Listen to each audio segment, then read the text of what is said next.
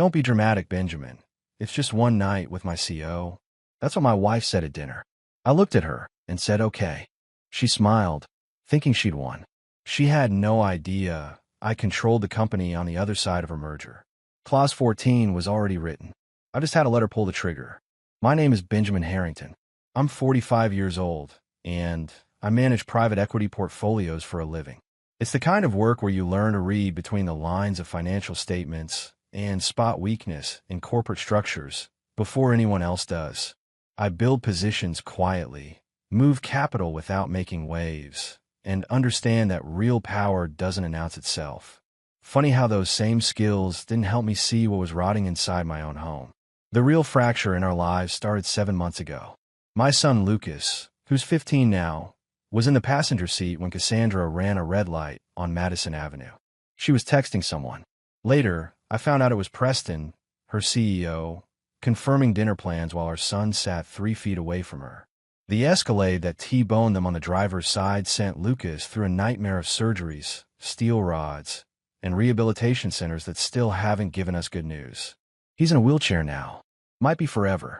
Cassandra walked away with broken ribs, bruises that faded in weeks, and a concussion that somehow didn't shake loose her ability to lie. She told the police she'd glanced at the navigation. She told me she was distracted by a client call. She told our insurance company she'd been adjusting the radio.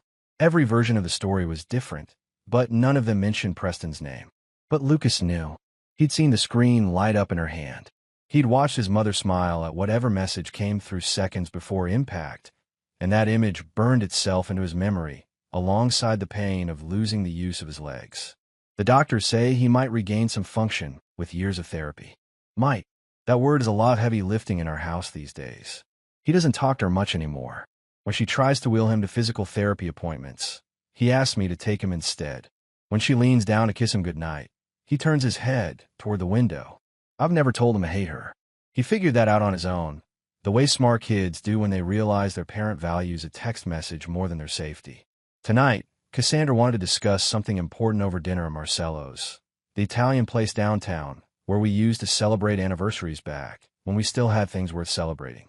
She wore the black dress I bought her for our 10th anniversary, the one that cost more than my first car. Her perfume arrived at the table before she did, expensive and deliberate. I was already seated when she walked in, heels clicking across marble like a countdown timer. She moved through the restaurant like she owned it, nodding at the maitre d', trailing fingers across the back of an empty chair before settling into hers. Everything about her was calculated. Always had been. She sat down, smiled that boardroom smile, and folded her hands on the white tablecloth like she was about to present quarterly earnings. "We need to talk about the Blackstone deal," she said, skipping past pleasantries. I took a sip of water. Waited. "Preston needs this merger to close. You know how important it is." She leaned forward slightly. "The firm's been working on this for 8 months. Everything's riding on it." "I'm aware," I said. "Then you understand why I need to do whatever it takes to make sure it happens." She paused, watching my face for a reaction. "Preston asked me to help seal the relationship with the other side. Build trust. Show good faith." I set my glass down. "What exactly does that mean, Cassie?" She didn't flinch. "It means spending one night being charming and available. That's all." The words hung in the air between us like smoke. "Don't be dramatic, Benjamin," she added, her voice dropping to that reasonable tone she uses when she thinks she's being rational. "It's just one night with my CEO. You know how these things work. Sometimes you have to play the game." I looked at her across the candle flame.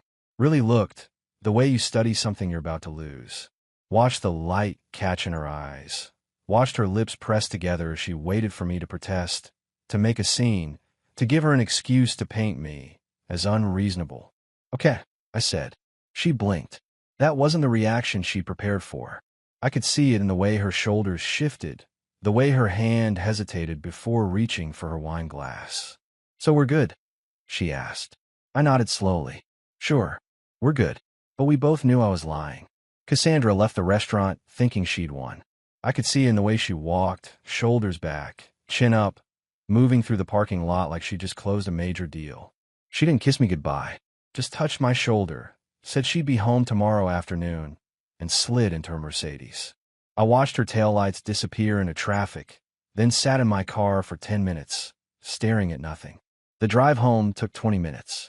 Lucas was still awake when I walked in, his wheelchair positioned by the living room window where he'd been watching the street. He did that sometimes, waiting for me to come home, not because he was worried, but because sitting alone in the silence of this house had become unbearable for him. "Where's Mom?" he asked. I hung my keys on the hook by the door. "Working late." "She's not working," he said flatly. His voice had that edge it gets when he knows he's being lied to. "She's with him, isn't she? That guy from her office." I walked over and sat on the couch across from him. "Yeah." Lucas nodded slowly, his jaw tight. "I knew it. I've known for months." He turned his wheelchair to face me fully. "Dad, I need to tell you something." "I'm listening."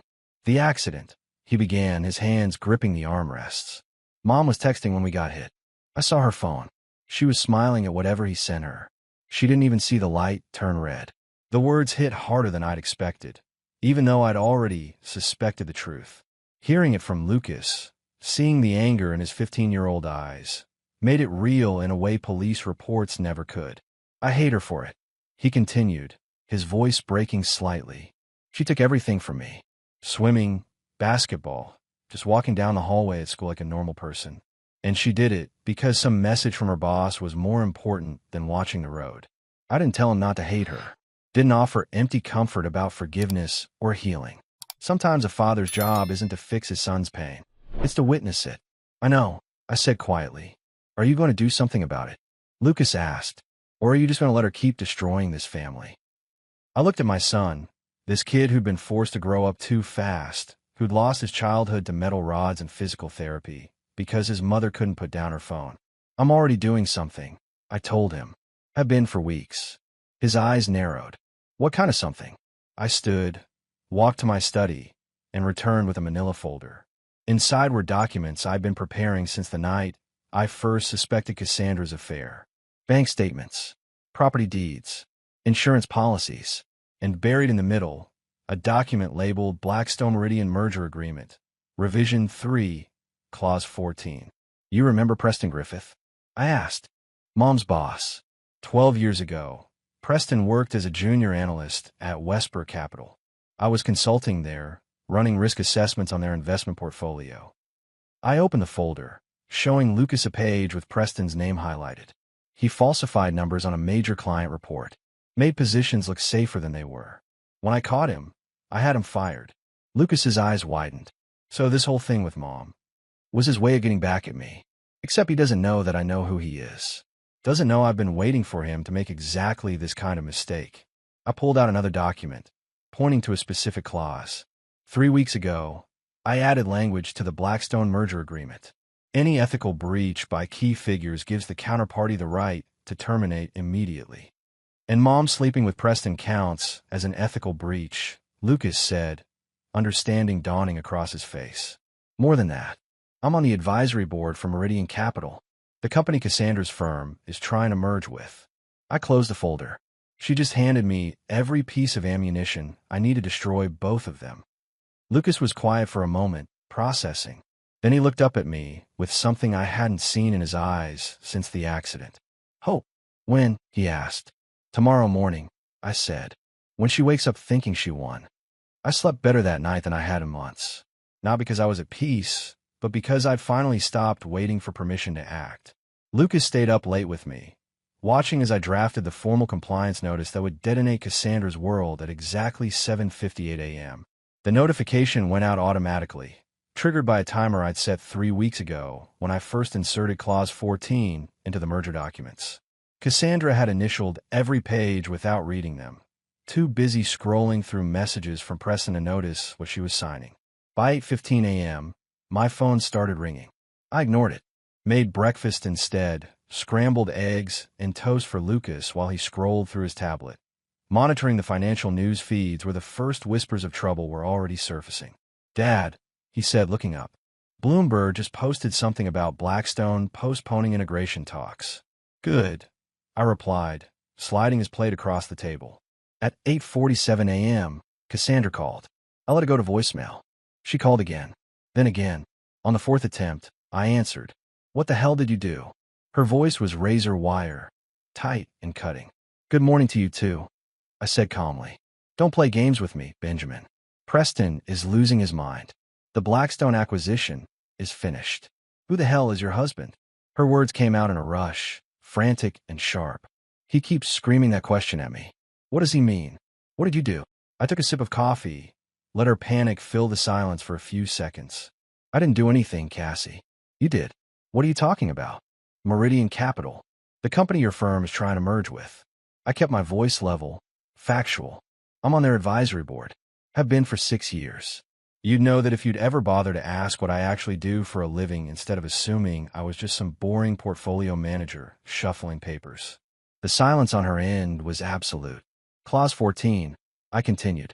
Ethical breach by key figures gives the counterparty unilateral termination rights. You sleeping with Preston while negotiating a deal where I'm advising the other side qualifies as exactly that kind of breach. Congratulations.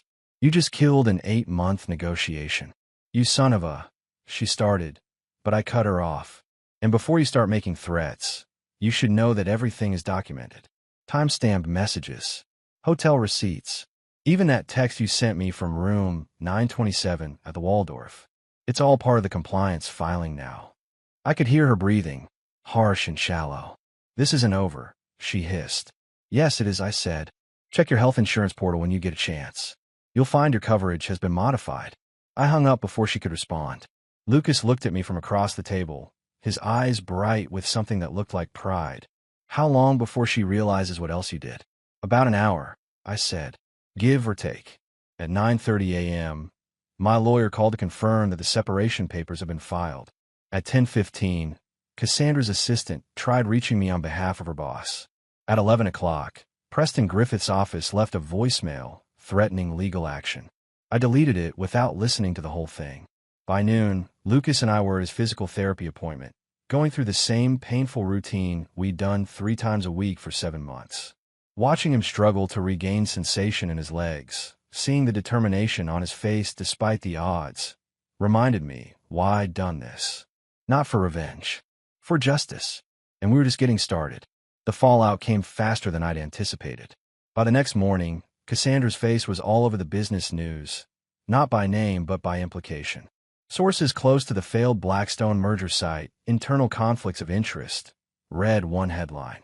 Meridian Capital pulls out citing ethical concerns, read another. I was in my home office when Lucas wheeled in, holding his tablet. "Dad, you need to see this," he said, turning the screen toward me.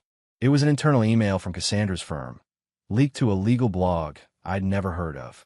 The subject line read, "Emergency Ethics Review, Senior Partner Conflict." I scanned the contents. Her firm was launching an investigation. Partners were being interviewed. Clients were being contacted. Someone had moved fast, and it wasn't me. "Who leaked this?" Lucas asked. "I don't know," I admitted, "but I'm about to find out." My phone buzzed. A text from an unknown number. "We should talk. Coffee at Greystone in an hour. DK. Diane Kepler, the new managing partner at Cassandra's firm, the woman who'd taken over operations 6 months ago after the previous leadership retired. I'd met her exactly twice, both times at firm holiday parties where Cassandra had barely introduced us before moving on to more important people. I texted back, "I'll be there." Lucas frowned. "You think it's a trap?" "No," I said. "I think it's an opportunity." An hour later, I sat across from Diane at a corner table in Greystone Cafe, a place too public for anything truly underhanded, but private enough for honest conversation. She was in her late 50s, sharp-eyed and precise, wearing a gray suit that probably cost more than most people's monthly rent. "Thank you for coming," she said, stirring her espresso. "You have information I want," I replied. "So let's skip the small talk." She smiled slightly. "Direct. I like that." She pulled a folder from her briefcase and slid it across the table. "I've been feeding you information about Cassandra for 4 years." I opened the folder. Inside were copies of emails, meeting notes, performance reviews, all documenting Cassandra's increasingly questionable decisions. Things I'd never seen before, details I hadn't known. "Why?" I asked. "Because your sister and I went to law school together," Diane said simply. "Margaret asked me to keep an eye on Cassandra when she joined the firm. Said she had concerns about her ethics." I agreed. My sister Margaret, who'd passed away 3 years ago from cancer. who'd warned me about Cassandra before we got married, told me she saw red flags I've been too and love to notice. Margaret asked you to watch my wife. She asked me to watch out for you, Diane corrected. And when I saw what Cassandra was doing, who she was becoming, I made sure you had access to the information you'd need if things went south. She tapped the folder. Every questionable client interaction, every ethical shortcut, every time she threw someone under the bus to advance her career. I looked at the documents again, seeing them in new light. You've been planning this. No, Diane said. You've been planning this. I've just been making sure you had the ammunition. She leaned forward. Cassandra doesn't know it yet, but the firm is going to ask for her resignation by end of week. The ethics investigation is real, and it's going to find things that make the Preston situation look minor. Like what? Like stealing your intellectual property 3 years ago, she said.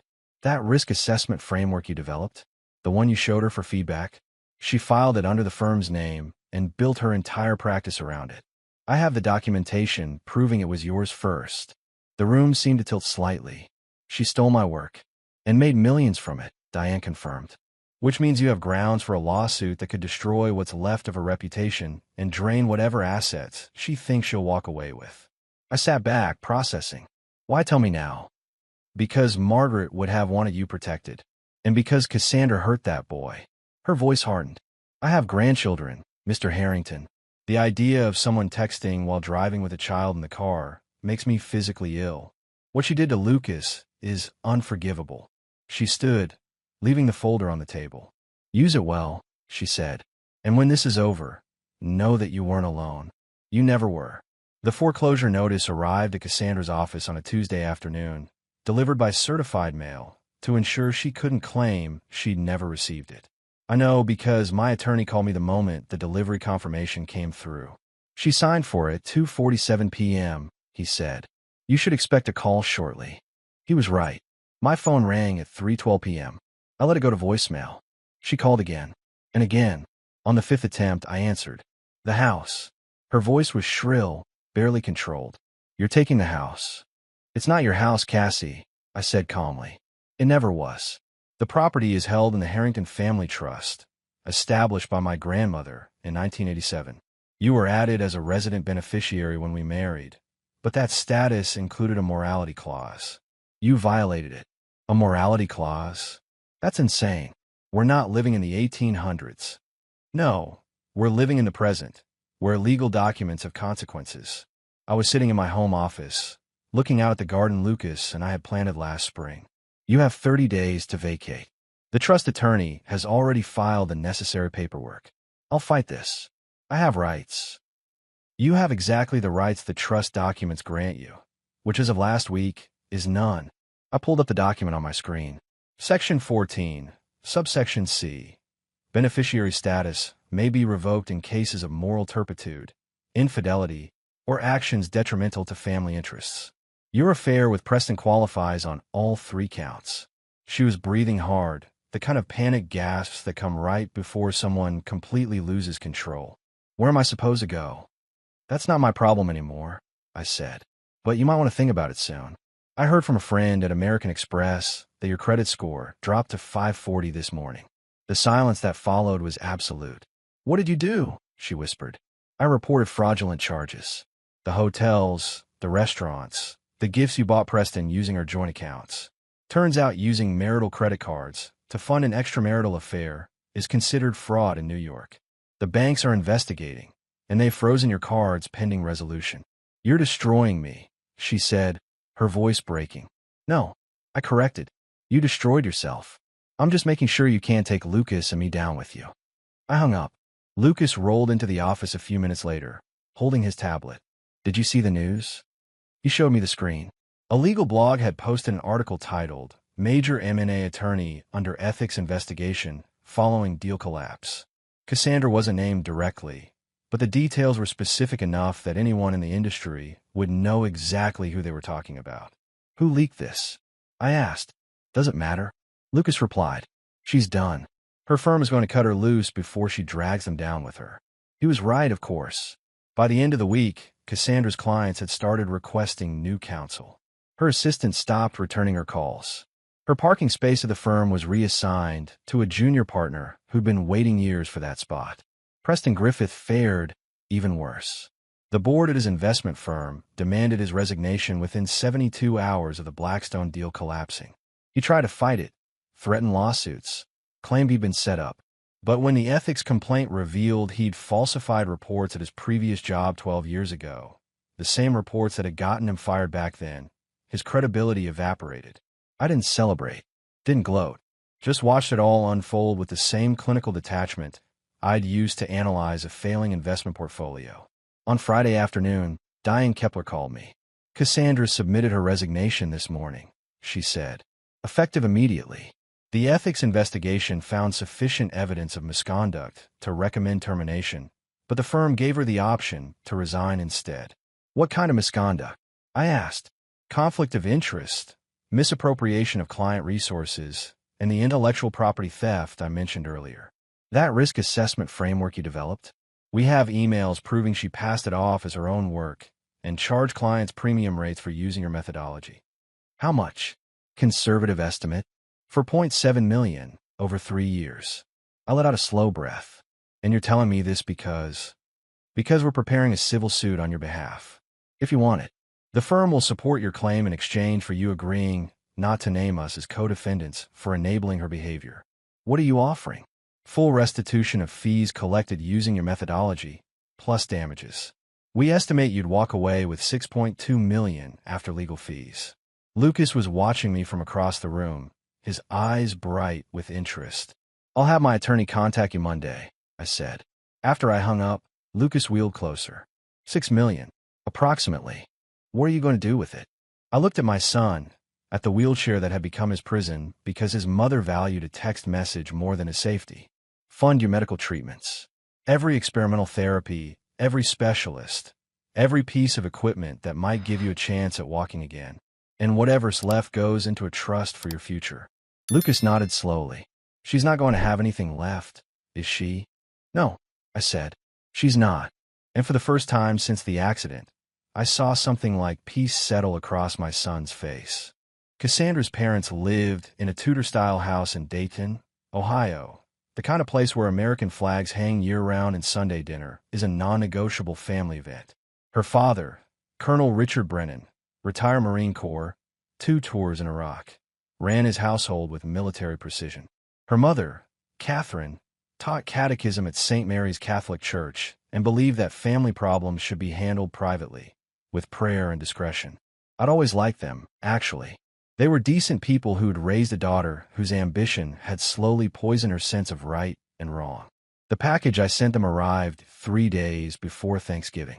Inside, printed emails, hotel receipts, text message transcripts, and a cover letter explaining what their daughter had done and how it had resulted in their grandson being confined to a wheelchair. I didn't send it to be cruel. I sent it because they deserved to know the truth. Colonel Brennan called me on Tuesday evening. Benjamin, he said, his voice heavy. I received your package. Sir, I replied. Is all of this accurate? The affair, the accident, the text message? Yes, sir. Lucas witnessed it.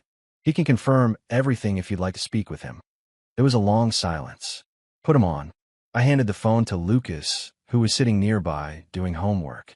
He took it, his expression serious. Grandpa, he said. I couldn't hear Colonel Brennan's side of the conversation, but I watched Lucas's face as he answered questions. His voice was steady, factual, delivering the truth with the kind of clarity that comes from having lived through something terrible.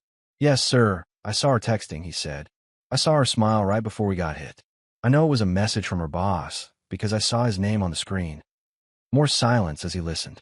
No, sir, I don't hate her. I just can't forgive her for choosing a text message over my safety. His voice wavered slightly. And I can't forgive her for lying about it afterward. When he handed the phone back to me, there were tears in his eyes, but his expression was resolute. Benjamin, Colonel Brennan said, Catherine and I are hosting Thanksgiving dinner on Thursday. The whole family will be there. Cassandra doesn't know you've contacted us. I'd like you and Lucas to attend. Sir, I don't think it's not a request, he interrupted. My daughter needs to face what she's done, and she needs to do it in front of the people who raised her to know better. I looked at Lucas, who nodded. We'll be there, I said. Thursday afternoon, Lucas and I drove the 7 hours to Dayton. We arrived at the Brennan house just after 4 p.m., the smell of roasting turkey thick in the cold November air. Cars lined the street. Cassandra's brother, her 2 sisters, various cousins, and in-laws. Colonel Brennan met us at the door, shook my hand, then bent down to embrace Lucas. "Good to see you, son," he said quietly. "You've grown." "Hard to tell from down here," Lucas replied, gesturing to his wheelchair. The colonel's jaw tightened, but he said nothing. Cassandra was in the living room when we entered, holding a glass of wine, laughing at something her sister had said. She froze when she saw us, the wine glass trembling in her hand. "Ben, Lucas, what are you doing here?" "I invited them," Colonel Brennan said, his voice carrying across the room. "Everyone, please take your seats in the dining room. We need to have a family conversation before dinner." The room went silent. Cassandra's face drained of color. "Dad, what's going on?" "Sit down, Cassandra," he said. "Now." The family gathered around the long dining table, 23 people in total, all watching as Colonel Brennan stood at the head and placed my package of evidence in the center of the table. "3 days ago, Benjamin sent me documentation proving that my daughter has been having an affair with her boss," he began, his voice steady but cold. "That affair led to her texting while driving, which resulted in an accident that put my grandson in a wheelchair. She then lied about the circumstances to everyone, including the police and her own family." Cassandra started to stand. "Dad, you don't understand. Sit down." The colonel's voice was thunder. She sat. He opened the folder, began reading excerpts. Hotel check-ins, text messages, timeline of the accident, Lucas's witness statement to the police that had been buried in the official report. The room was absolutely silent except for his voice. When he finished, he looked at Cassandra, and I saw something break in his expression. "You are my daughter, and I love you. But what you've done is unforgivable. You put your own child at risk for the sake of an affair. You lied to your family. You destroyed your marriage and your career through your own selfishness." "Daddy, please." Cassandra's voice was breaking. "From this moment forward, you are not welcome in this house until you make this right," he said. "You will apologize to Lucas. You will apologize to Benjamin. And you will spend the rest of your life earning back even a fraction of the respect you've lost." Cassandra's mother was crying quietly, her hands covering her face. Lucas spoke up, his young voice cutting through the tension. "Grandpa, I don't want her completely out of my life. She's still my mom, but I can't live with her anymore, and I can't pretend what she did was okay." Colonel Brennan nodded. "Understood, son." He turned back to Cassandra. "You have 5 minutes to collect your things and leave. Thanksgiving dinner will proceed without you." Cassandra stood, tears streaming down her face, and walked out without another word. The door closed behind her, and the silence that followed felt like the end of something that had needed to end for a very long time.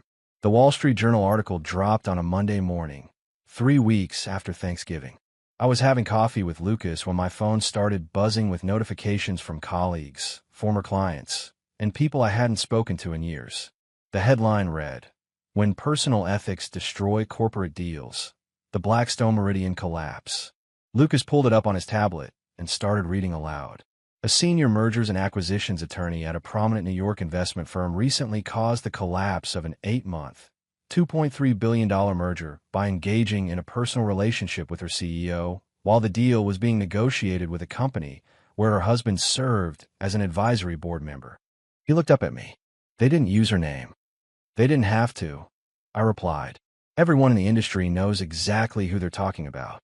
The article went into extensive detail about how Clause 14 had been triggered, how the conflict of interest had violated fiduciary duties on multiple levels, and how the collapse had cost both firms millions in preparation costs and lost future opportunities.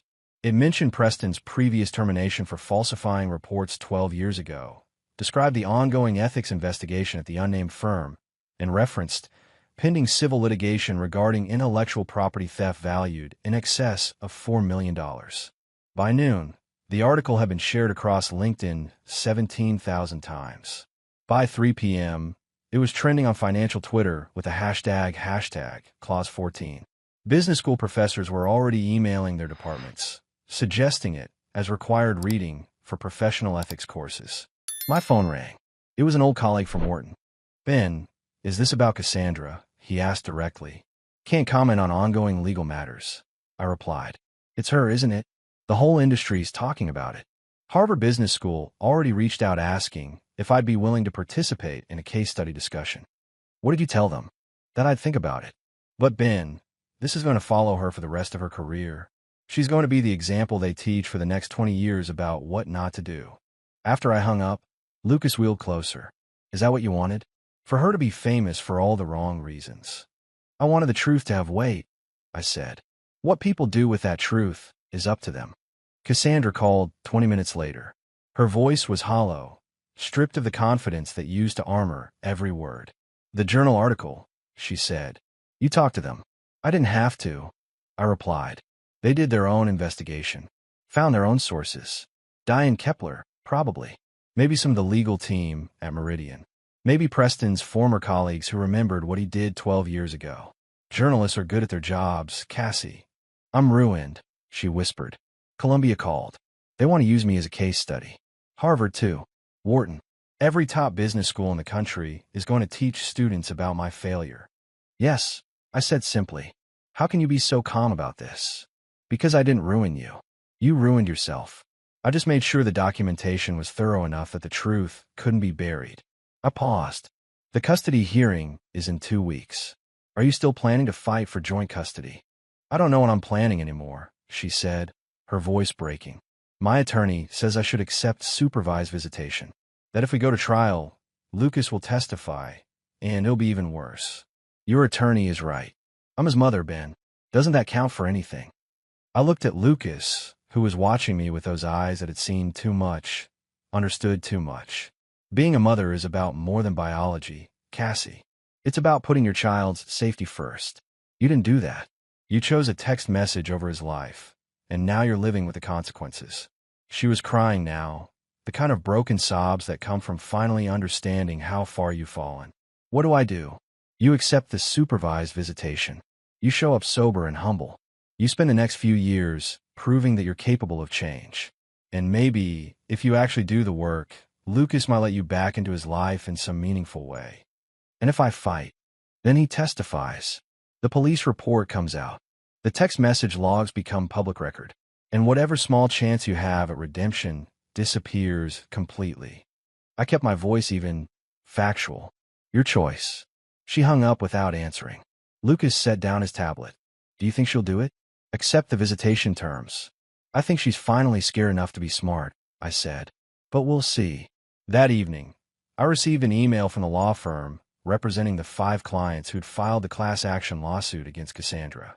They wanted to depose me as a witness, have me testify about the intellectual property theft and how it had influenced her advice to clients over the past 3 years. I forwarded it to my attorney with a simple note.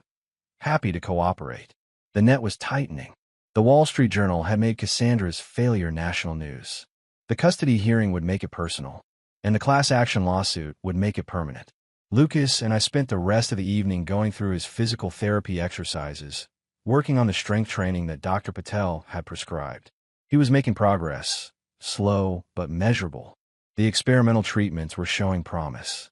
Dad, he said during a break, when this is all over, when the hearing is done and Mom's out of our lives mostly, what are we going to do? What do you mean? Are we just going to go back to normal? Pretend none of this happened? I thought about it. No, we're going to build something better than normal. We're going to take what we learned and use it to help people who are going through what we went through.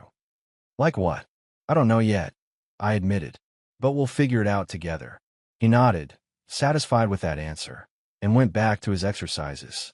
Outside, the city lights were starting to flicker on, and I stood at the window watching New York settle into evening. Somewhere out there, Cassandra was probably sitting in her lawyer's office, trying to figure out how to salvage something from the wreckage of her life. But that wasn't my problem anymore. My problem was helping my son walk again, and making sure that the woman who'd put him in that wheelchair never had the power to hurt him again. The depositions for the class action lawsuit began the week after the Wall Street Journal article published. 5 companies, all former clients of Cassandra's, all claiming they'd received compromised legal counsel due to her undisclosed relationship with Preston and her conflict of interest in deals involving Meridian Capital. My deposition was scheduled for Tuesday morning at the offices of Berkman and Associates, the firm representing the plaintiffs. Lucas wanted to come with me, but I convinced him to stay home with his tutor. The lead attorney, Raymond Berkman, was a silver-haired man in his 60s with the kind of sharp eyes that came from 40 years of cross-examining witnesses who thought they were smarter than him. Mr. Harrington, he began after the preliminaries. Can you describe your professional relationship with Meridian Capital? I've served on their advisory board for 6 years, I said. I provide strategic counsel on private equity investments, infrastructure deals, and risk assessment for major acquisitions. And were you aware that your wife was the lead attorney representing Preston Griffith's firm in their attempted merger with Meridian? Not initially. I became aware approximately 4 months before the deal collapsed. What did you do when you discovered this conflict of interest? I reviewed the merger documents and added Clause 14, which specifically addressed ethical breaches by parties involved in the transaction. Berkman leaned forward. You engineered the collapse of the deal. No, I corrected. I created a safety mechanism. My wife engineered the collapse by choosing to sleep with Preston Griffith while negotiating a deal where I had fiduciary responsibilities to the other side. The clause simply gave Meridian legal grounds to terminate when the conflict became untenable. Did you know about the affair before you added the clause? I suspected. I confirmed it about 3 weeks before I modified the documents. And you didn't disclose this to Meridian's board? I disclosed the existence of a potential conflict. I recommended they review all relationships between negotiating parties. They chose to include the ethics clause as a protective measure. Berkman made notes. Let's talk about the intellectual property theft. When did you first develop the risk assessment framework that your wife later claimed as her own work? I pulled out a folder I prepared. 3 years ago. I have timestamp files, email drafts, and notes from initial development. I shared the preliminary framework with Cassandra for feedback. She filed it with her firm 2 weeks later, claiming she developed it independently. How much did she earn using your methodology? According to the financial records her firm provided during discovery, approximately $4.7 million in fees over 3 years, charged to clients specifically for risk assessments using what she called her proprietary framework. And you never received compensation for this? Not a dollar.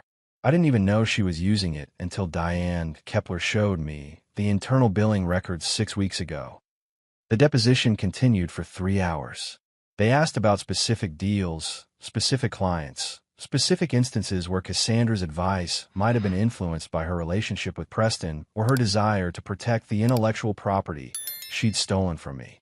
I answered every question with documentation, emails, timestamps, financial records, the paper trail I've been building for years, not knowing I'd need it, but understanding that in business, you always protect yourself with evidence.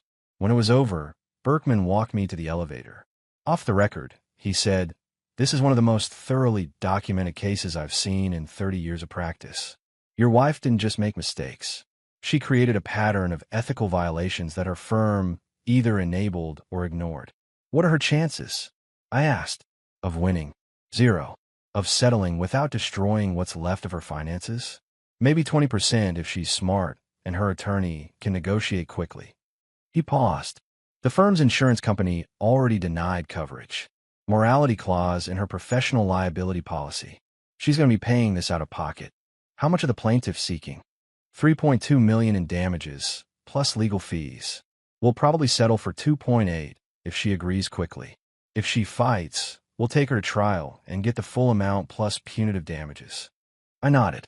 Thank you for your time. Mr. Harrington, he said as the elevator doors opened. I have a son.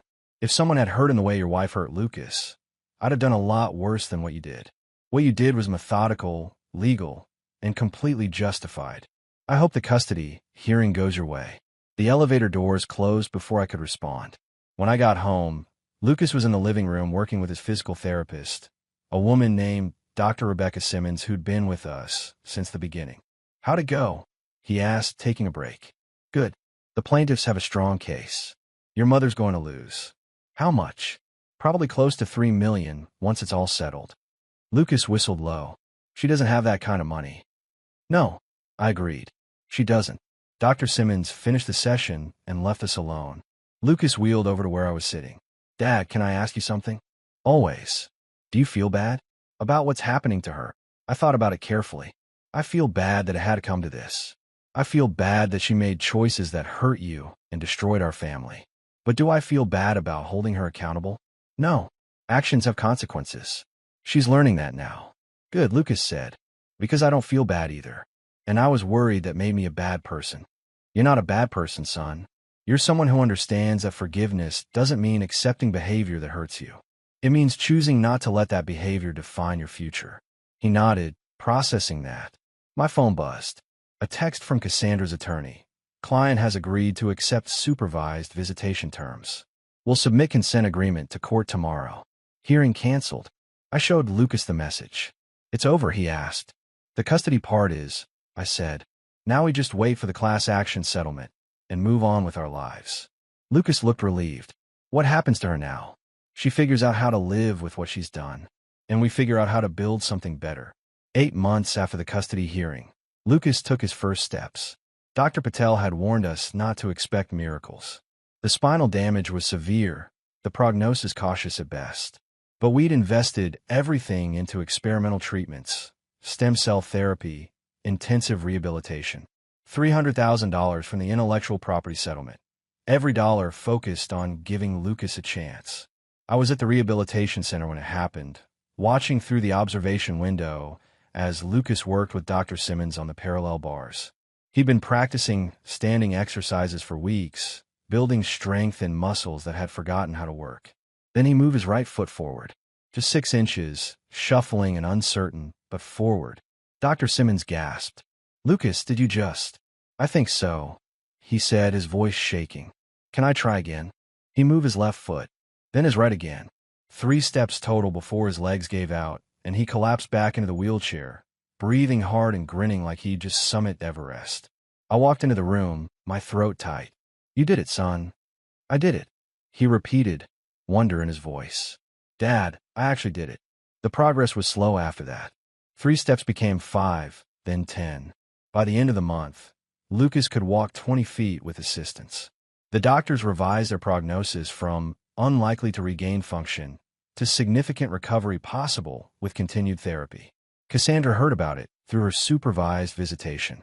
Lucas told her himself during one of their awkward Saturday meetings, and according to the court monitor's report, she'd cried for 10 minutes straight.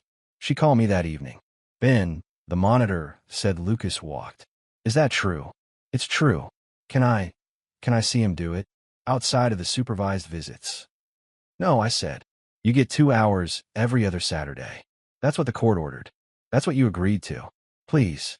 He's my son. I just want to see. You gave up the right to those moments when you chose to text instead of drive. I interrupted. If Lucas wants to show you during your scheduled time, that's his choice. But you don't get to ask for more. She was quiet for a long time. You're never going to forgive me, are you? Forgiveness isn't the point, Cassie.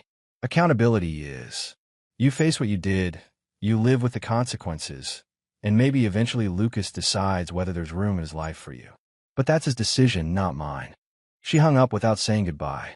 Lucas and I celebrated his progress with dinner at his favorite steakhouse. He walked from the car to the restaurant entrance with my support, 12 feet of shuffling determination that drew stares and smiles from strangers. People are looking, he said. Let them look, I replied. You earned every one of those steps. 2 years later, the Second Chance Foundation opened its doors in a converted warehouse in Brooklyn. Not the family house. We'd sold that and bought something smaller, more practical, but a purpose-built facility with state-of-the-art rehabilitation equipment, private therapy rooms, and accessibility features throughout. Lucas, now 17 and walking unassisted most days, stood at the podium during the dedication ceremony, addressing a crowd of donors, medical professionals, and families who'd enrolled their children in our program. 2 years ago, I couldn't walk, he began. My mother's negligence put me in a wheelchair, and I thought my life was over. But my father taught me something important. He taught me that the best response to someone trying to destroy you isn't revenge. It's building something better than what they try to take. He paused, looking out at the audience. The Second Chance Foundation exists because of the settlement money from my mother's intellectual property theft. Money she stole from my father, used to advance her career while lying to everyone around her. We took that money and turned it into hope for families facing what we faced. I watched from the side of the stage as Lucas described the programs. Free physical therapy for children with spinal injuries, experimental treatment access, family counseling, educational support. Everything we'd wished existed when we were navigating those dark months after the accident. Cassandra was in the back row. I'd sent her an invitation, not out of forgiveness, but because Lucas had asked me to. She sat alone, watching her son speak about resilience and second chances, tears streaming down her face. After the ceremony, Lucas wheeled over to her. He still used a chair when he was tired, though he could walk short distances now. "Thanks for coming, Mom," he said. "You're incredible," she whispered. "What you've built here, what you've become." "What Dad and I built," he corrected. "He's the one who taught me that strength isn't about hitting back. It's about building something that lasts." She nodded, accepting the distinction. Lucas turned to me. "Ready to give the first tour?" "Ready." We left Cassandra sitting there and walked through our facility, showing the first families around their new second chance. The Harrington family had always built things that lasted. This time, we built something that healed.